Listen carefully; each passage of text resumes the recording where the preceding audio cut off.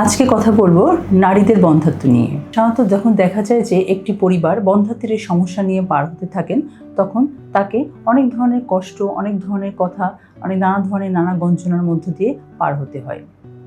নারীর এই বন্ধ্যাত্ব বিভিন্ন কারণে হতে পারে। অনেক সময় দেখা যায় নারীর জরায়ুতে সমস্যা, কখনো কখনো ডিম্বাশয়ের সমস্যা, আবার কখনো কখনো যেটা হচ্ছে ডিম্বনালী বা টিউবের সমস্যার জন্য কিন্তু বন্ধ্যাত্ব হতে পারে। সেক্ষেত্রে যখন কোনো কাপল 1 বছর ধরে চেষ্টা করছেন কিন্তু বাচ্চা হচ্ছে না, সেক্ষেত্রে অবশ্যই কিন্তু আপনাকে কোনো বিশেষজ্ঞের পরামর্শে চলে যেতে হবে।